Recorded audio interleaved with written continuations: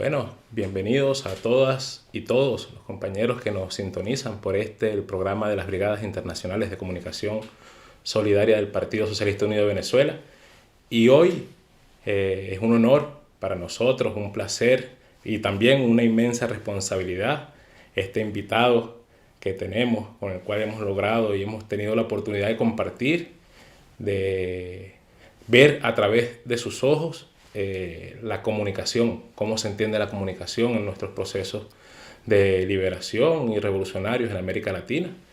Es para nosotros tener el día de hoy a nuestro querido profesor, doctor Fernando Buenabad, rector internacional de la Universidad Internacional de las Comunicaciones, director del Instituto de la Cultura y la Comunicación de la Universidad de Lanús en Argentina. Es un honor para nosotros tenerlo aquí el día de hoy, profesor. Bueno, el honor es para mí, realmente agradezco la posibilidad de conversar con profundidad y con compromiso y de participar de estas iniciativas, Richard, que, que pueden llegar a muchos compañeros y compañeras con los cuales intercambiar pues algunas de las ideas e iniciativas que creemos que, que vale la pena tener en agenda hoy cuando los problemas eh, políticos mundiales nos exigen intervención con las mejores ideas, ¿no? Claro que sí, profe. Y nosotros que hemos tenido la oportunidad de escucharle muchas de sus intervenciones, muchas de sus ponencias, profe, usted siempre ha sido un arduo defensor de estudiar la comunicación, del estudio crítico y riguroso del ejercicio de la comunicación y principalmente de la semiótica. ¿Por qué es tan importante la semiótica en el discurso político, en el discurso social, en cómo comunicamos y nos comunicamos entre nosotros?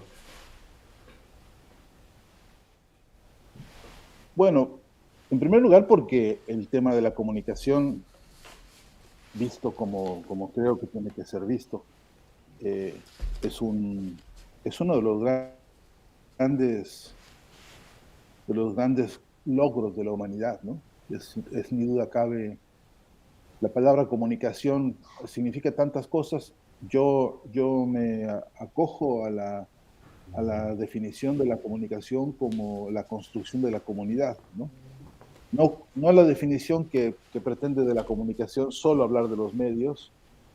No descarto la importancia de hablar de los medios, pero creo que no es suficiente, que necesitamos ir al fondo del concepto e identificarlo como producto de la construcción social, como producto de la propia realización de la especie humana en sus tareas, en la vida diaria, en lo que somos, pues, como colectividad, como comunidad, y, y qué estrategias hemos podido inventar para resolver nuestras necesidades, para intercambiar nuestros estados de ánimo, para intercambiar nuestros miedos, nuestras preocupaciones, nuestros logros, desde luego.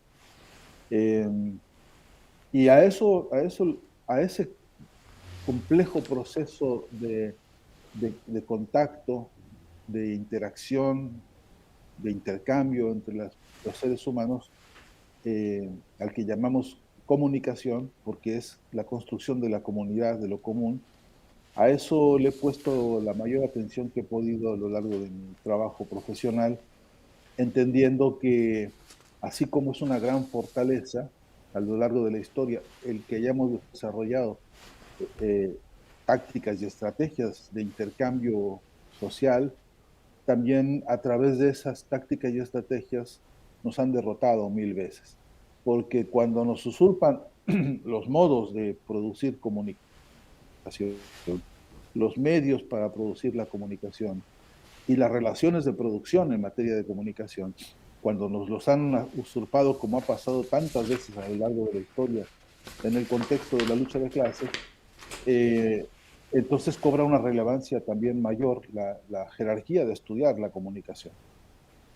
Así que esa es una razón. En ese proceso de los intercambios, en ese proceso de la construcción de la comunidad, ocurre también la producción de lo que llamamos sentido, es decir, la red compleja de significados que, que vamos descubriendo y que vamos proponiéndole a la vida misma, al universo, a las relaciones sociales, a cuanta cosa nos pasa por la cabeza, eso que llamamos sentido también está en disputa permanentemente a lo largo de la historia de los seres humanos.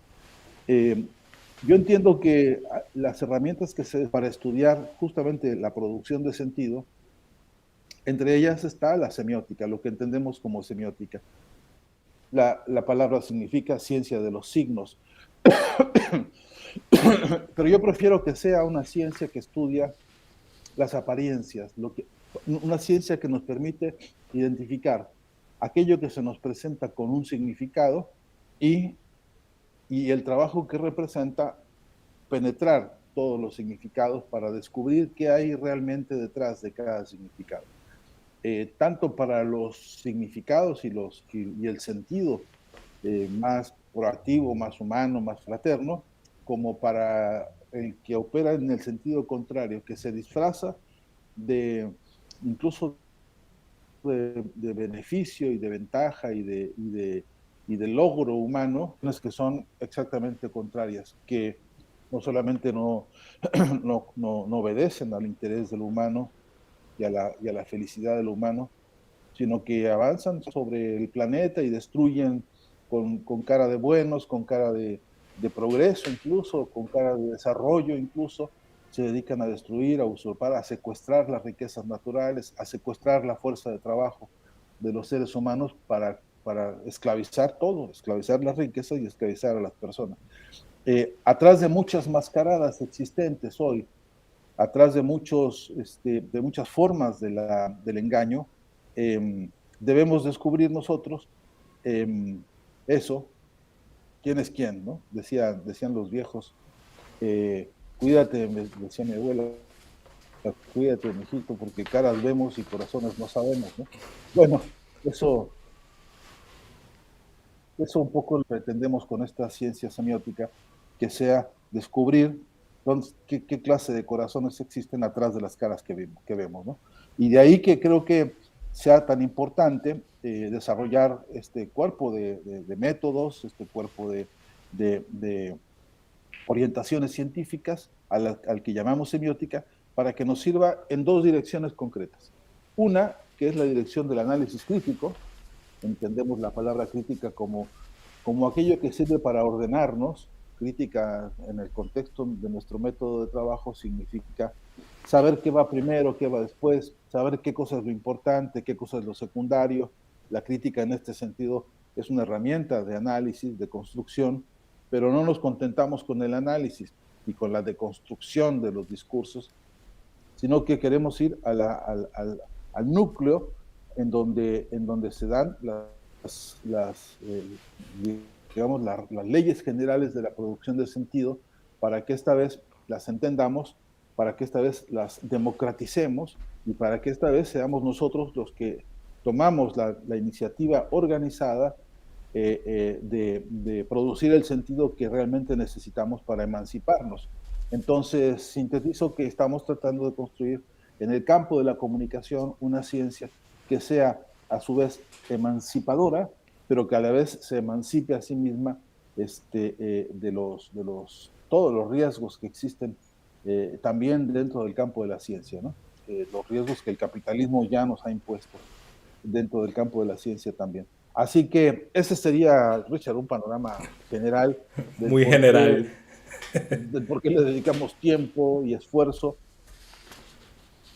a esta iniciativa de trabajo, que por cierto no es exclusivamente nuestra, ¿no? Que recoge muchas herencias, iniciativas, que estamos tratando de que no sea un esfuerzo aislado, único, de ínsula, sino que el esfuerzo pues no es individual, que el esfuerzo de construir una corriente filosófica, una corriente científica en el campo de la comunicación y de la semiótica, tiene como sentido también fundamental y profundo que sea un conocimiento al servicio de los pueblos, ¿no? Como obedientes al interés y a la propia filosofía de la Universidad Internacional de las Comunicaciones, tanto como la propia Universidad Nacional de Lanús, donde yo trabajo. Y que ahí tenemos muy claro que el conocimiento no se produce para adornarse, no se produce para ver cómo uno consigue becas o cómo se enriquece o cómo negocia con el mundo empresarial los conocimientos, sino todo lo contrario, tiene que ser un conocimiento que construya más democracia, que construya más participación y que ayude a transformar la realidad.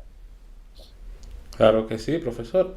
Usted ha dicho cosas muy importantes sobre esta materia que las voy anotando porque como alumno siempre uno tiene que ir anotando las cosas, ¿no? Pero lo que usted nos afirma en este momento, a mí se me venía la idea y he hecho algunas anotaciones. Hablaba Nietzsche que el lenguaje no es solo un medio de comunicación, sino también influye en cómo pensamos y percibimos el mundo que nos rodea. Y con toda esta explicación sobre la semiótica, yo hago referencia también con el marxismo, cuando se subsume la realidad del trabajo, ¿no? Entonces, en la semiótica sucede más o menos igual. Nos han implantado un tipo de narrativa, de cultura, de relación que ha subsumido distintas formas de expresiones naturales y se han puesto a la orden del capital. Yo hace días, preparándome para esta entrevista, anotaba y estaba leyendo algunos libros mitológicas del francés Ronald Barthes, que él habla como la semiótica está en todo, tiene distintos libros sobre la moda, no es solo el precepto de comunicación que nosotros estamos acostumbrados, que tiene que ver ligado con el hecho comunicacional simplemente, sino es la forma de interrelacionarnos, ¿no? Necesitamos una comunicación liberadora y una comunicación participativa para interrelacionarnos como seres humanos, profe. No sé qué piensa usted. Sí, ni duda cabe que necesitamos, en esta iniciativa de consolidar una disciplina científica para estudiar las apariencias, para desmontar las apariencias y descubrir el contenido real de cada una de las experiencias comunicacionales que tenemos, necesitamos ayudarnos con los cuerpos teóricos más avanzados, ¿no? Y no tengo duda alguna de que de la obra de Marx podemos nosotros aprender muchísimo. De hecho, hay, digamos, corrientes, perdón, de pensadores marxistas que han propuesto ya una semiótica marxista, ¿no? Y, y nosotros tratamos de beneficiarnos lo más que podemos con esas iniciativas, pero sí que creemos que todavía estamos muy en pañales y que hace falta mucho más trabajo, mucha más multiplicación, muchos más esfuerzos para estudiar una multiplicidad de casos, ¿no? Para poder ir a los casos concretos, a los problemas concretos que nos atañen, ¿no? Eh, para que tenga sentido la ciencia, necesitamos poner los pies en la tierra, necesitamos identificar lo que algunos llaman casuística, es decir, los casos que nos preocupan más, los que nos están doliendo, ¿no? Y como entendemos que en una guerra, como estamos en una guerra comunicacional, como estamos en una disputa por el sentido permanente, como vivimos y padecemos las consecuencias de la lucha de clases, entendemos que hay que crear una disciplina que nos ayude a entender esa propia lucha y entenderla también en el campo de los significados. Entonces, como bien dices, Richard, hay autores que han abordado la producción de sentido, la producción de significados a través de la más diversa de las formas. Por ejemplo, a través de la ropa, ¿no? La ropa es un vehículo de expresión y una estrategia de comunicación también que tiene una cantidad importantísima de contenidos, no solamente en la parte de su manufactura, de sus materiales, del tramado mismo de los tejidos, etcétera, sino después del status quo que representa, incluso de las formas de vida, ¿no? que incluye las formas del vestuario. Decía el propio Roland Barthes, nadie se viste inocentemente, ¿no? Todo mundo a través de lo que se pone, pues algo dice, algo expresa, algo comunica. Entonces, pero más allá de esta casuística o de esta problemática, tenemos otras que son hoy, por ejemplo, de importancia superior en términos de cómo nos está doliendo. Un territorio, por ejemplo, de urgencia para nosotros es el territorio de las fake news, ¿no? De las noticias falsas. Estamos viendo nosotros a nivel planetario cómo los dispositivos monopólicos, los grandes monopolios de concentración comunicacional o mediática, inventaron toda una corriente que no es nueva, pero que la han reactualizado, de periodismo, lo que algunos llaman periodismo de guerra, cuya finalidad no es informar a los pueblos, cuya finalidad no es informar a las sociedades para que entiendan y conozcan la realidad en la que viven, sino la finalidad es engañar a los pueblos. Pero no contentos con engañarlos, además adoctrinar con el engaño. Es decir, por un lado, aprender a disfrutar del engaño, disfrutarlo de manera perversa, y yo diría que hasta patológica, y luego depositar en el engaño una especie de fe absoluta que después sirve como base para la toma de algunas decisiones. Eso está pasando en términos, digamos, de la información, principalmente de la economía, en la que, por ejemplo, por el propio escenario de guerra que se vive hoy por hoy en Ucrania, por ejemplo, disfrazado de discursos patrióticos, el imperio norteamericano ha desplegado una invasión a través de la OTAN contra un territorio en el cual la explicación, entre otras, patriótica, nacionalista, algunos incluso se ponen ropajes como de humanistas, pretenden explicarnos o pretenden convencernos de que ese acto criminal que ahí se comete, entre otras cosas, ha desprendido a la realidad de su base histórica, de su referencia histórico-cultural. Luego han aislado toda referencia con la realidad económica de ese episodio, de ese escenario bélico. No se dice otra cosa que realmente involucre los negocios, por ejemplo, de Biden y de su hijo, y que realmente están defendiendo, como antes ya pasó en Irak con los intereses comerciales del propio George Bush en otra época. Estoy tratando de explicar que este movimiento de la comunicación hegemónica, de la prensa burguesa fundamentalmente, de los monopolios de información que convirtieron la información en una mercancía, esa ofensiva de construir corrientes de fake news o esta estrategia del engaño como forma de vida, está teniendo consecuencias tremendas en todas las escalas de la vida. Así como con toda desfachatez vemos a personeros pagados por el imperio y por los poderes fácticos de las oligarquías y las burguesías para salir en la televisión o para salir en los periódicos o en las radiodifusoras diciendo cualquier falacia, diciendo cualquier mentira, sustanciado solamente en un plan diseñado ideológicamente en las mesas de redacción para producir un efecto que sea el efecto de la confusión y el efecto profundamente clave y que tiene que ocuparnos y preocuparnos mucho, que es el efecto de la desorganización. Yo no sé si el imperio gasta más dinero en otra cosa que no sea en desorganizarnos a nosotros. El fondo real es mantenernos a nosotros desorganizados para saquearnos la riqueza y la fuerza de trabajo. Eso es una premisa con la que trabajamos sistemáticamente y hemos ido encontrando a través de la semiótica una serie de pruebas. Cuando analizamos el formato de las fake news, cuando analizamos de qué manera se usan, por ejemplo, los datos de ubicuidad, dónde ocurrió el asunto, quiénes son los protagonistas, de qué manera se organizó el episodio, qué consecuencias tuvo, siempre vemos el uso de adjetivos, bueno, sujeto, verbo y predicado, las estructuras básicas de la oración, pero luego vemos analogía, prosodia, sintaxis y ortografía diseñada para producir una sensación de doble engaño. Uno, hacer creer al que leyó que ya está informado.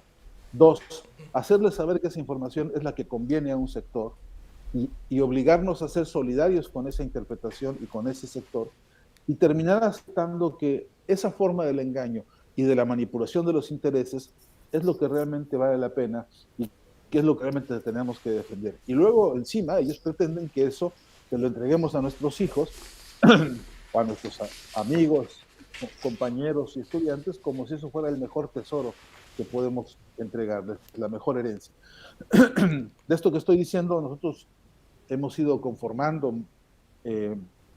algunos trabajos en la medida de nuestros recursos y de muchas limitaciones, porque las tenemos incluso hasta presupuestales para poder avanzar con estas investigaciones, pero sí que tenemos claro que hay al menos, como en el caso de las fake news, 10 o 15, digamos, temas de urgencia semiótica para el combate de las ideas, para la batalla de las ideas.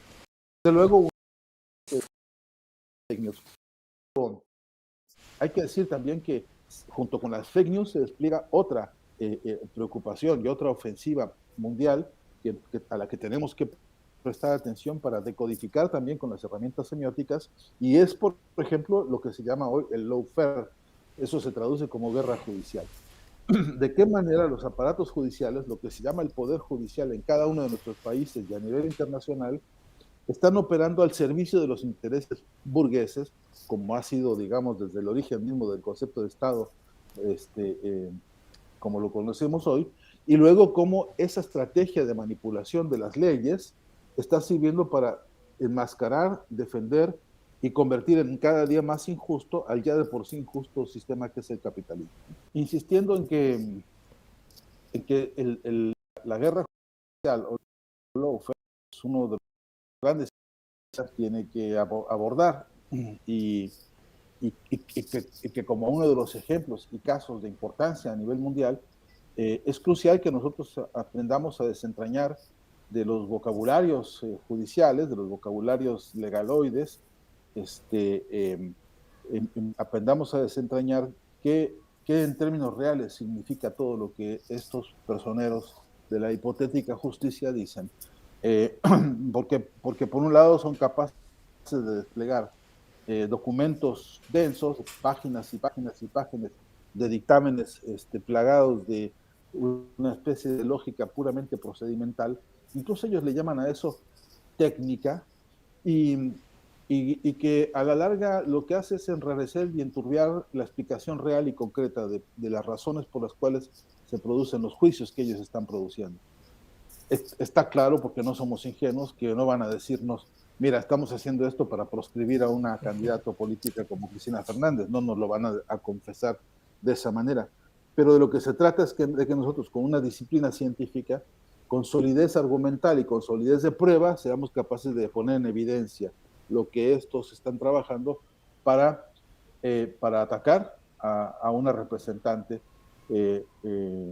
política y social, como es en el caso de Argentina la vicepresidenta Cristina Fernández. Pero lo que acabo de decir vale también para de manera instrumental, para poder analizar, por ejemplo, lo que está pasando, lo que están haciendo contra Rafael Correa, también con un proyecto de lawfare que está en marcha y que lo que tiende es a la brutalidad civil de proscribir a un líder que cada vez tiene mayor resonancia y mayor convocatoria a nivel popular, por ejemplo, en Ecuador. Pero y así podríamos recorrer el caso de Alex Saab, así podríamos recorrer el caso de Julian Assange, así podríamos recorrer cientos de casos en el mundo en los que los aparatos judiciales han servido como sistemas como ejércitos, como escuadrones de represión a través de un sistema de leyes corrupto, a un sistema de legislación usurpado. En todo caso, para recordar cómo lo define el presidente López Obrador en México, de qué manera han secuestrado el poder judicial para ponerlo al servicio de los intereses del capitalismo en sus fases más depredadoras y más cínicas.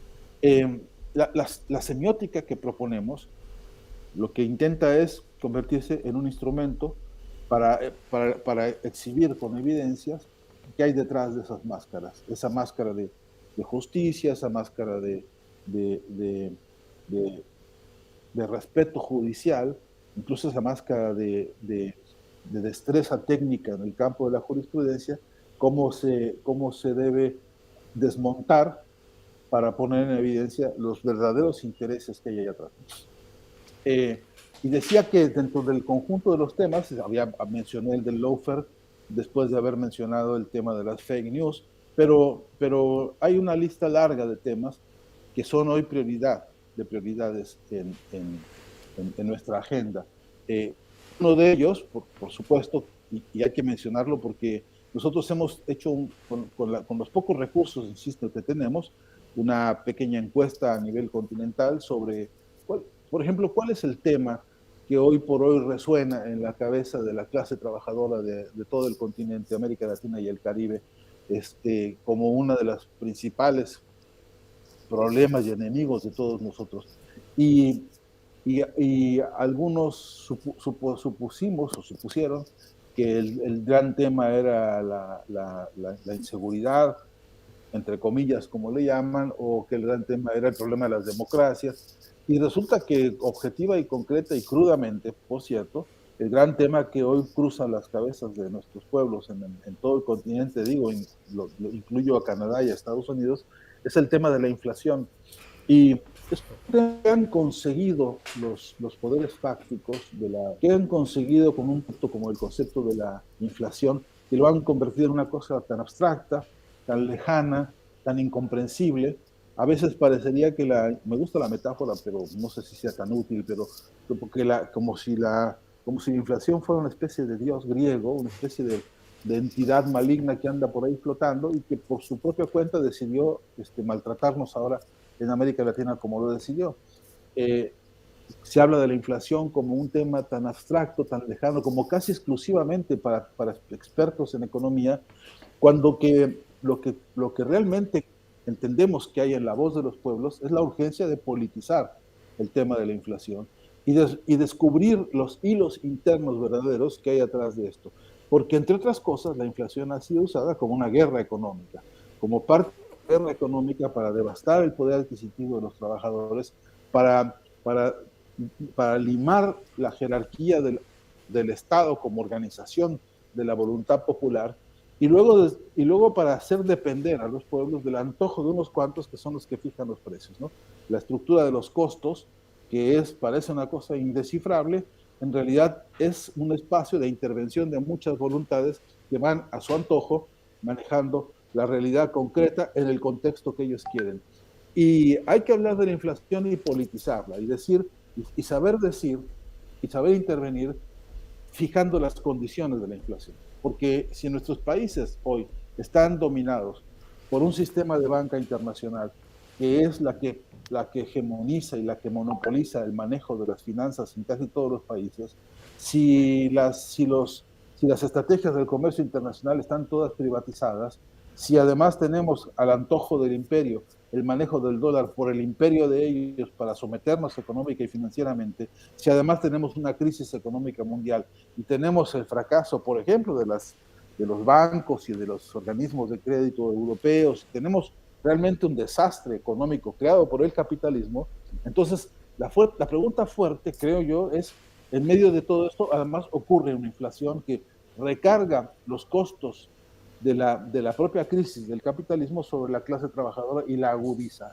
La pregunta es, ¿quién y en qué agenda se está poniendo este tema para discutirlo desde el punto de vista de la política? No la política aludo a la política en el sentido de la mayúscula, del sentido amplio, del conjunto de las actividades colectivas que se desarrollan y organizan para resolver los problemas de todos. No la política como los chismes de las cúpulas, ¿no? Porque algunos tienden a confundir también semióticamente que es política lo que le dijo de la cúpula tal al otro de la cúpula tal, y entonces hay un tiroteo todo el tiempo en el que eso llena páginas y páginas de prensa, generalmente de la sección política. La llamada sección política, pero que lo que produce es nada más una especie de fábrica de odios gratuitos de unos contra otros, ¿no? Y de mucha confusión. La preocupación profunda es en términos de la política, que tiene que ver cómo organizamos la intervención de los pueblos sobre una de las realidades tan crudas y duras como el de la inflación, ¿no? Vuelvo a mencionar al paso nuevamente cómo uno de los grandes problemas es nuestra desorganización, porque somos víctimas de toda una ofensiva imperial para desorganizarnos en todos los ámbitos, ¿no? Porque, insisto, las cuentas nos indican, cuando sacamos resúmenes, que parecería que el imperio no tiene otra cosa más en qué gastar que en eso, en hacer cosas, en hacer emboscadas, en producir estrategias, tácticas y estrategias de guerra psicológica para desorganizarnos, para desmotivarnos, para desincentivarnos, para la desmoralización inducida que ha producido tantos estragos y tantos dolores en nuestros pueblos ahora. Todo esto no ocurre, todo este proceso de desorganización y desmoralización ocurre porque es un plan semiótico del imperio, ¿no? Ellos también tienen sus laboratorios de semiótica, ellos también están viendo la manera de estudiarnos psicológicamente y de golpearnos según las coyunturas para que nosotros tengamos como respuesta única la resignación, la depresión y la desmovilización. Son núcleos de conductas generales que tiene que estudiar la semiótica para comprender a la larga cuál es el mapa de las subjetividades en nuestros territorios y en nuestros campos de lucha y poder interactuar también nosotros protegiéndonos, ¿no? Nadie estamos a salvo de esas manipulaciones, ninguno estamos a salvo de las dudas y de los días en los que podemos tener resquemores o porque estamos siendo también blanco de una cantidad de ataques sobre nuestras propias creencias y confianzas. De modo que necesitamos por eso rearticularnos semióticamente. Es por eso, Richard, que es tan importante mantener viva la imagen, por ejemplo, de Hugo Chávez en Venezuela, ¿no? Ahora que fui hace poco, extrañé la figura del presidente Chávez. Antes había muchas más fotos en los pasillos. Me parece que algo pasó, hubo una remodelación que o todavía no terminaba o se les olvidó, pero hay que reponerla, porque no se trata de la figura de un ídolo de la canción, se trata de un bastión simbólico que permite mantener vivas y frescas las premisas de las creencias, de las convicciones y de los postulados revolucionarios, por ejemplo, de Venezuela, pero también de América Latina. A mí me hace mucho bien, en ese sentido, ver en Venezuela el portento simbólico de Simón Bolívar. Este es una caja de resonancia simbólica extraordinaria para toda la patria grande, como lo son los otros próceres de las independencias del continente, pero no podemos nosotros no retroalimentar nuestros campos simbólicos que reflejan nuestras convicciones y la moral de la batalla si se nos olvida poner la foto de Fidel o de Che o la foto de José María Morelos y Pavón, o los cuadros y discursos y libros de José Martí. O sea,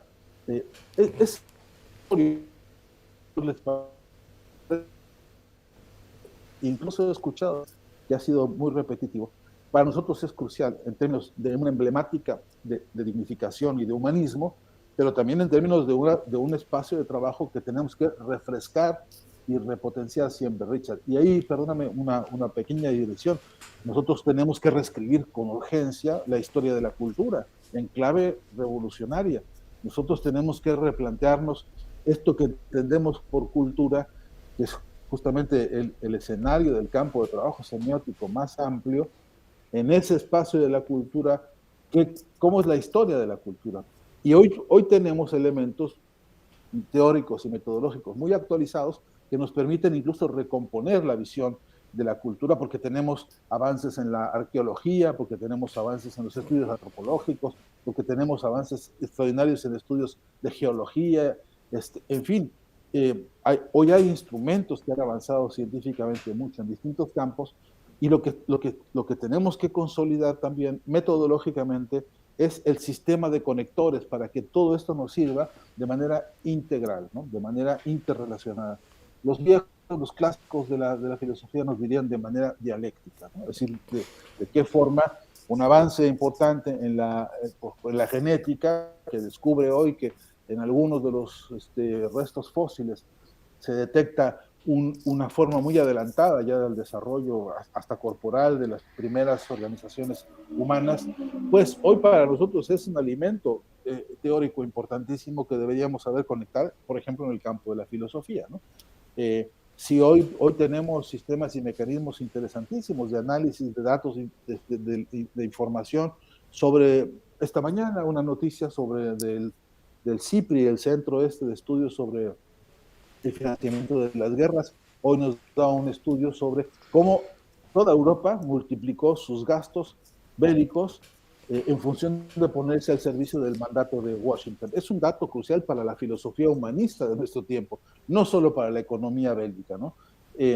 Entonces, estoy tratando de decirte con esto, Richard, que necesitamos consolidar una teoría y metodología dialéctica que permita establecer el sistema de las conexiones de todos estos datos que tenemos en tiempo real y comprender las leyes generales del movimiento, Richard, porque si no entendemos que todo esto está en movimiento permanente, si nuestros estudios siguen siendo como algunos pretendían en alguna época, como sacar la foto de una época y estudiar la foto fija y quedarnos con la foto fija de aquel momento, y esa foto fija es lo único que estudiamos, y no estudiamos su dinámica, entonces tenemos un riesgo también ideológico dentro de nuestro método científico.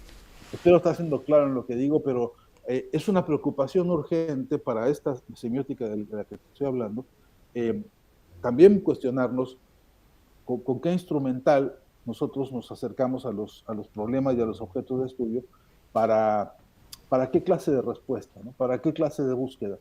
Y creo que es una tarea también de método, que mientras estás observando un objeto de estudio, un problema concreto, tienes que observar tú mismo cómo observas, ¿no? Claro. ¿Qué se te escapa? ¿Qué se te quedó fuera de la vista? Que hay un montón de cosas de las que uno no tiene ni idea y tiene que ir anotando los faltantes, los huecos, me falta esta información, hay que consultarle a aquel otro, incluso en el desarrollo metodológico de nuevo orden que requerimos, la participación de los pares, ¿no? Qué importante sería poder estar haciendo una investigación semiótica y contar con un enfoque, por ejemplo, de la jurisprudencia más avanzada, o de la genética, o de la arqueología, etcétera, para que los otros pares, desde un cierto enfoque, pudieran contribuir y enriquecer. Y lograr, finalmente, esto que tanto se declama y pocas veces se consolida, que es la multidisciplinaridad, la transdisciplinaridad y la interdisciplinaridad, ¿no? Que cada una tiene sus niveles, pero que juntas complementan la idea de que todo objeto de estudio, al final de cuentas, presenta una unidad que no puede ser desconectada de otro conjunto de fenómenos. Es una unidad indivisible, ¿no? Una unidad indivisible, pero además en movimiento, ¿no? En movimiento. Porque está en movimiento el problema, está en movimiento mi cabeza, está en movimiento el universo entero. Y si la realidad está en movimiento. Si no tengo en cuenta eso, muy probablemente mi objeto de estudio se me envejezca más rápido de lo que yo me imagino, ¿no? Ahí quiero yo, profesor, usted ha dado una cátedra, ¿no?, sobre todo lo que implica esa relación de estudio, un análisis complejo, un equipo multidisciplinario que sea capaz de analizar todos esos datos y el método. Yo creo que uno de los grandes esfuerzos que hay que hacerse es en el método de cómo analizamos y cómo estudiamos ese movimiento, ese estudio del movimiento en realidad. Y usted hablaba del Laufer, profe, y yo he leído varias cosas y el otro día notaba un tema que también existe un mediafer, ¿no? Es una guerra mediática. Esas fake news van dentro de ese mediafer, por así llamarlo. Yo conocí a un compañero que estuvo en Libia cuando el asesinato de Gaddafi en uno de los hoteles, y decía que dentro de los hoteles los periodistas no salían a la calle. Todo lo que estaban informando lo hacían desde un hotel, sentados en la piscina o en sus habitaciones, pero descubrió algo más, que los periodistas no eran periodistas, eran guionistas de cine. Una cosa bastante particular, ¿no? Y yo creo que va en el hilo de la creación de un discurso propio, esa mitología, esa gesta heroica que hacen el imperialismo. Pero todo lo que usted dice, profe, toda esa guerra mediática que lleva mucho de fake news, que es la mentira de toda la vida, ¿cómo, cómo ha sido posible que aparte de todo este gran bombardeo, porque a veces uno intenta discernir y dentro de toda la cantidad de noticias y de información existente que se está bombardeando, esa inmediatez ahora es tan, por así decirlo, tan nociva para nosotros mismos. No se da tiempo de verificación de la fuente, no se da tiempo a cumplir con ninguno de los principios básicos del periodismo. Y todo eso nos ha llevado a este momento. Pero yo quería preguntarle, profe, ¿por qué, más allá de todo ese entramado cultural, semiótico, económico, que es donde se basa la estructura del capitalismo y del neoliberalismo formal hoy en día, en América Latina se ha dado un viraje hacia la izquierda, en unos casos más, en otros casos menos? Es cuestión de cada quien que pueda sacar su propia conclusión. Pero viene una nueva época, una nueva etapa de esa izquierda que está tomando fuerza más allá de todo esto que hemos vivido. El bloqueo económico, secuestro, lawfare, golpes de Estado constante. ¿Qué hace tan especial a América Latina que sea capaz de resistir a todo esto y no entregarse simplemente al neoliberalismo? ¿No? ¿Qué opina usted sobre ese tema? Bueno, Richard, una, una, una primera respuesta, ojalá que no sea excesivamente pretenciosa, pero es que tenemos una larga tradición de resistencia y de lucha independentista, ¿no? Este continente, este continente fue poblado por, por organizaciones sociales, por pueblos, por tribus, que avanzaron contra viento y marea en la búsqueda de lo que algunos filósofos llaman la ontología, ¿no? Su ser, su definición, su lugar en la tierra, ¿no? Buscaron y buscaron a lo largo de un peregrinar enorme, porque hay que ver el tamaño de este continente. Y si uno sigue más o menos las pistas del poblamiento de América, que alguna vez describió de manera fascinante José Luis Lorenzo, un extraordinario arqueólogo, antropólogo, investigador del poblamiento de América, y él fue observando cómo la tenacidad de estos pueblos, la convicción y la urgencia y la sobrevivencia que fue moldeando, ¿no? por las condiciones de la naturaleza, por las condiciones de la propia convivencia, fue moldeando un temple, un carácter, un modo de ser, que entre otras cosas desarrolló mucha capacidad de resistencia. Pero podría decirse lo mismo de muchos pueblos en Europa y en todo el mundo, ¿no? Y después, cuando el asentamiento logró poner literalmente pies en la tierra y desde ahí construir identidades y diversidades, porque hay que subrayar, Richard, siempre que podamos, nosotros somos bichos de diversidad, somos sujetos de producción de gran diversidad permanentemente.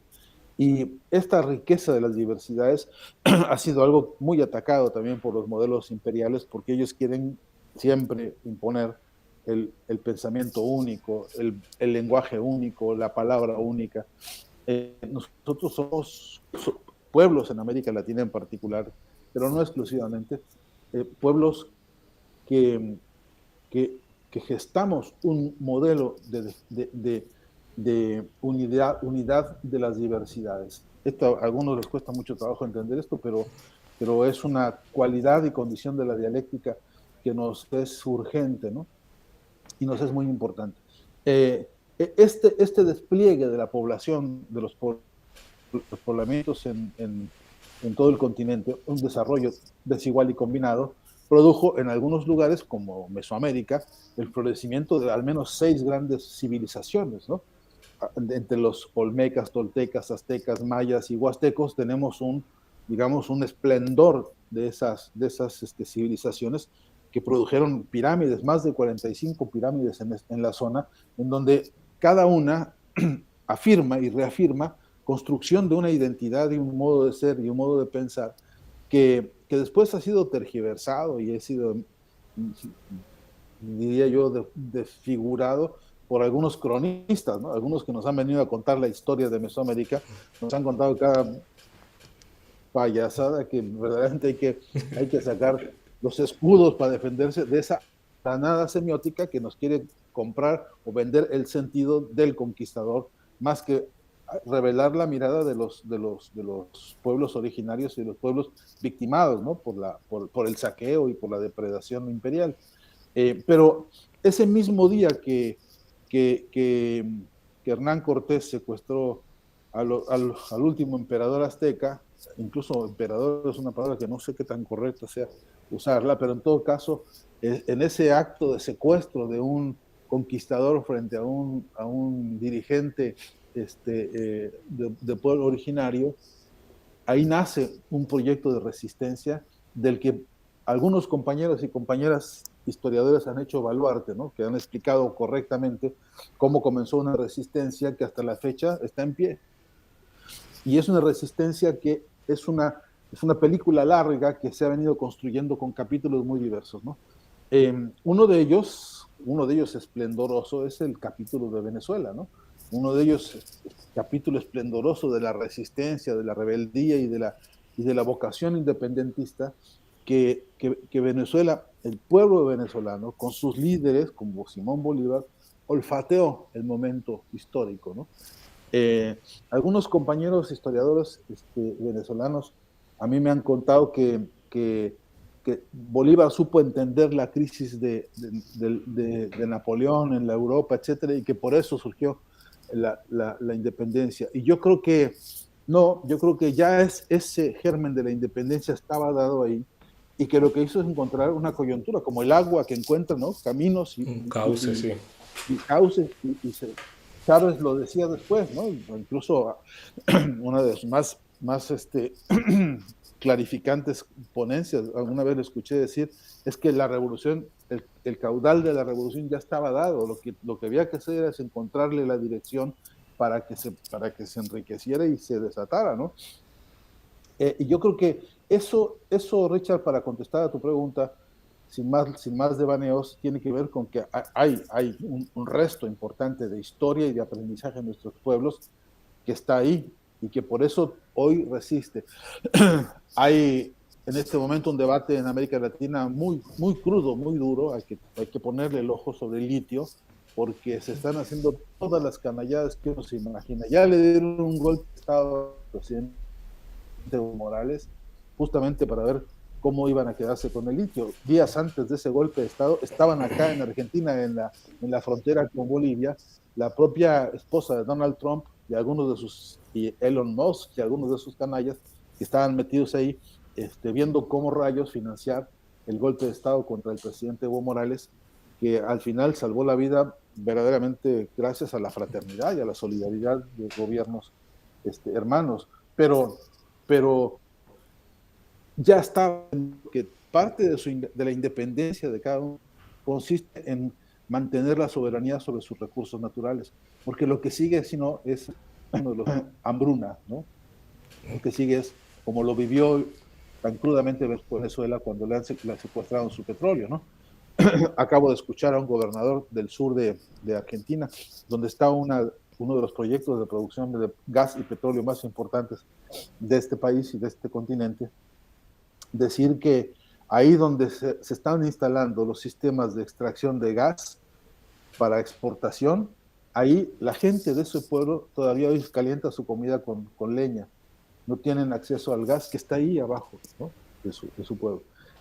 Esta barbaridad, así como ocurre, descarnada, dura, inhumana, injusta, dolorosa como es, no está exenta de un sentir de rebeldía que está ahí en ese pueblo y que proteste, que se manifieste, que se organiza, ¿no? Como puede y con lo que tiene para producir la comunicación y la semiótica, que es la que necesitamos. Y concluyo esto diciéndote una cosa que es crucial. A contrapelo de los que creen que la comunicación la tienen que inventar unos genios en una mesa de iluminados para decirle a los a los demás cómo tienen que comunicarse, con qué estrategias, como si fuera una agencia de publicidad. A diferencia de ese formato, lo que yo creo que es la comunicación ya está dada ahí en los pueblos, que los pueblos son los que tienen la agenda, los temas y las voces para explicar la lucha que tiene que darse y que se está dando en cada lugar. Y que nuestra gran importante tarea semiótica en esta hora es escuchar esas voces, ese vocerío, decía Hugo Chávez, ese clamor social que ya tiene la agenda, que ya tiene los temas, que tiene incluso los modos y los tonos de la voz para comunicarse, y lo que necesita es organización e instrumentación. Y ahí voy, profe. Totalmente cierto lo que usted dice. Hay mucha gente. Uno oye en Europa voces de personas que pretenden darnos clases de cómo debemos organizarnos, cómo debemos comunicarnos, qué debemos decir en América Latina. Todavía siguen algunos que otros con ese pensamiento eurocentrista de que voy a llevar la verdad, la realidad y le voy a decir a América Latina cómo debe comportarse. Ha sucedido mucho de compañeros y compañeras que, bueno, no sé, tienen alguna cosa, ¿no? Pero no entremos en eso, profe. Yo quiero centrarme más. Hemos visto por ahí una propuesta de un gran congreso continental sobre la comunicación, entendiendo la comunicación como esa interrelación entre los pueblos, pero lo que se nos viene, por lo que se nos viene ahora próximamente, ¿no? Lo que queda de 2023 y el próximo año, 2024, hay una serie de elecciones de gran importancia en la región latinoamericana. Hace poco salió una noticia en España sobre iban a comenzar a realizar una campaña en contra del presidente Nicolás Maduro, acudiendo a tuiteros, a gente de esos llamados influencers, que de un tono muy, muy amable, muy light, iban a ir inmiscuyéndose y atacando a Maduro, ¿no? Eso salió a la luz, los correos de una agencia de publicidad que estaba ya montando todo ese entramado. Viene un ataque fuerte de desestabilización en América Latina, lo vemos cada vez que hay procesos electorales, se monta una agenda de mentiras, una agenda mediática, pero una agenda de violencia en la calle, de protestas. ¿Cómo qué pasos debemos dar nosotros? ¿Cómo debemos organizarnos? Es ese llamado continental a unir fuerzas comunicacionales, sociales, comunitarias y políticas para dar la pelea ante estos nuevos escenarios que se nos vienen encima. Sí, ese es el sentido, digamos, profundo, ¿no? De para qué encontrarnos, ¿no? Que han dicho los clásicos que la libertad en todo caso es la conciencia de las necesidades, ¿no? Bueno, tenemos una necesidad enorme de organizar todas nuestras fuerzas comunicacionales en todo el continente, ¿no? Tenemos cada vez más miles de compañeras y compañeros con su cuenta de Twitter, con su cuenta de Facebook, con Instagram, en fin, con todas las plataformas que uno se imagine. Han proliferado los canales de comunicación en YouTube, en fin, hay, por supuesto, blogueros, tiktokeros, en fin, millones de compañeras y compañeros con una vocación comunicacional emancipadora, con una visión incluso humanista muy clara, etcétera. Pero son millones, como dice, de gran archipiélago de voluntad comunicacional, pero inconexo. Insisto en esta metáfora porque somos muchas voces desorganizadas.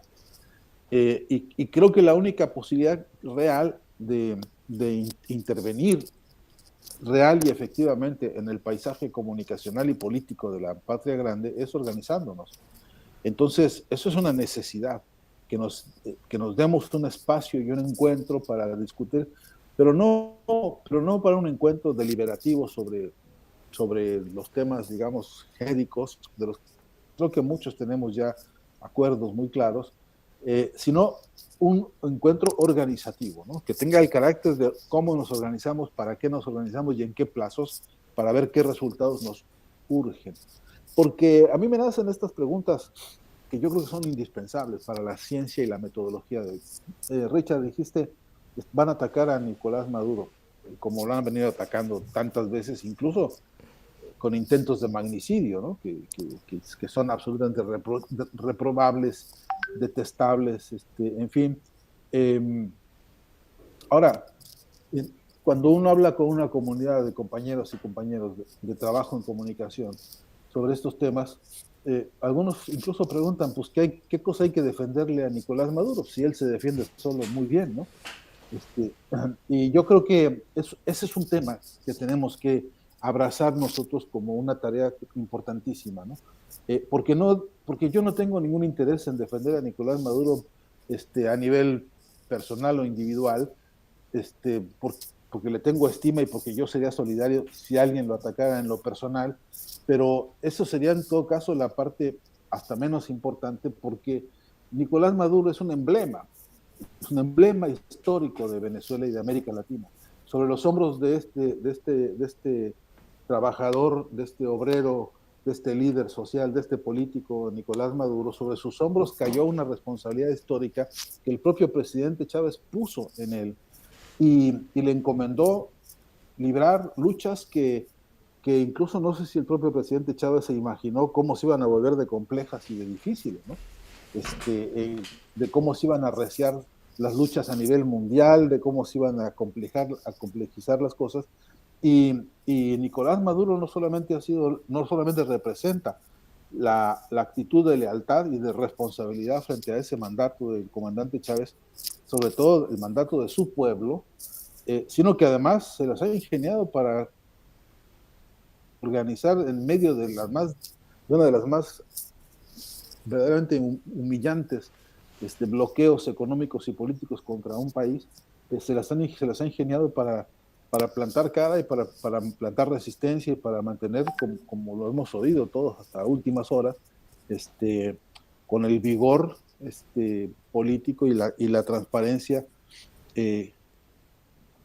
y la, yo digo, hasta la solvencia ética, ¿no? Para enfrentar incluso los problemas internos que se han dado en Venezuela hasta hace poco, donde se abrió pues una nueva etapa de la lucha contra la corrupción.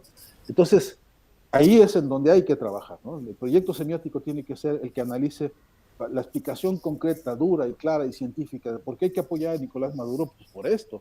No se trata de un rockstar al que ahora hay que vender discos, ¿no? No se puede confundir la estrategia de la defensa de un contenido revolucionario expresado en un líder. No se puede confundir eso con una mercancía publicitaria, porque eso es vulgarizar, porque eso es bajarle el precio a la realidad y bajarle el precio a la lucha, ¿no?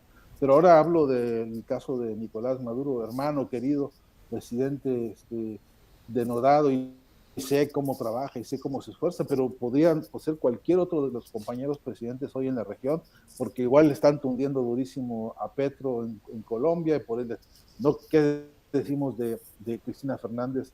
¿Qué decimos de López Obrador en México? ¿Qué decimos de todos los líderes que tienen eso, que son expresión de la voluntad democrática de los pueblos, ¿no?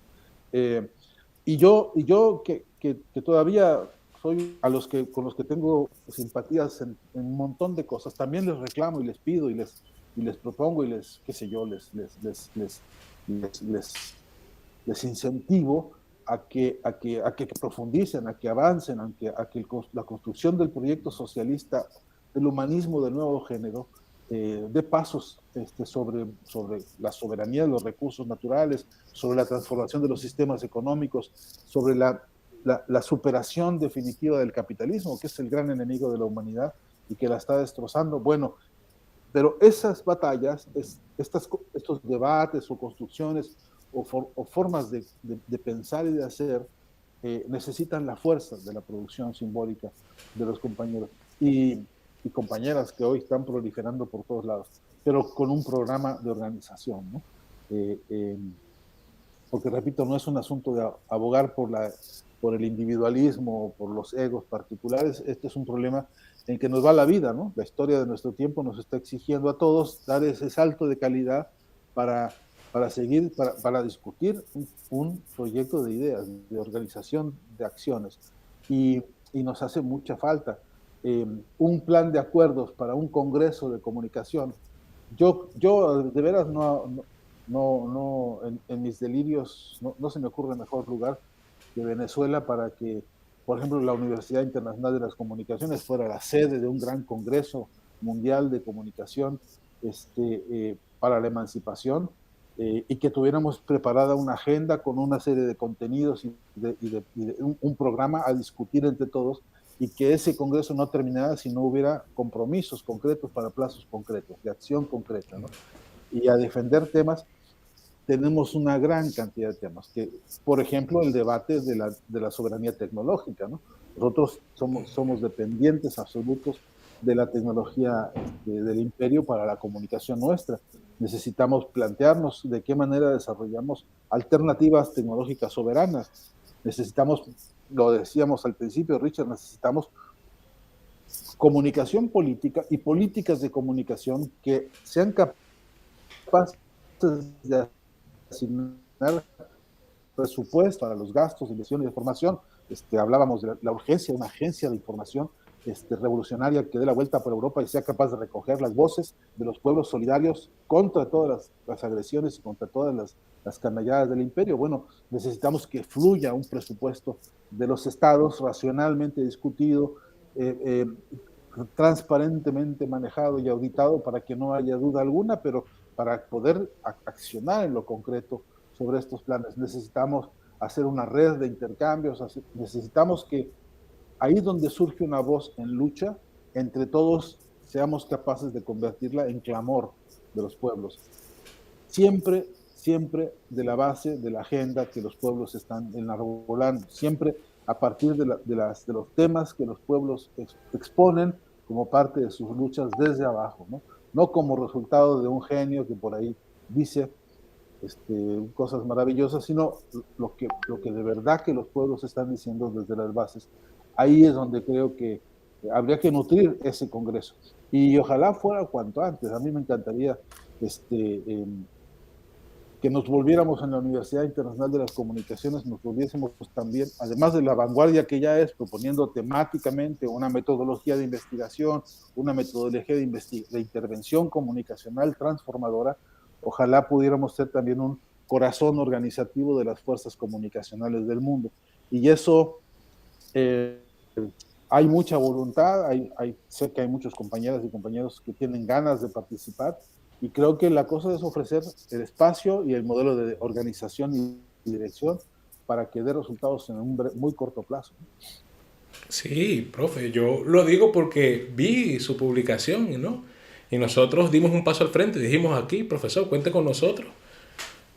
Pero esa noticia la pasamos por distintos grupos, por distintas vías, diciendo lo que usted estaba proponiendo, y fue una cantidad impresionante de compañeros y compañeras del mundo que sienten la necesidad de organizarse, pero es como usted lo dice, no es un congreso meramente deliberativo, donde veamos las fortalezas y las debilidades, sino de acciones concretas que puedan ser capaces de transformar las realidades y de accionar en la lucha comunicacional contra las mentiras, contra todo esta guerra mediática que nos arropa día a día.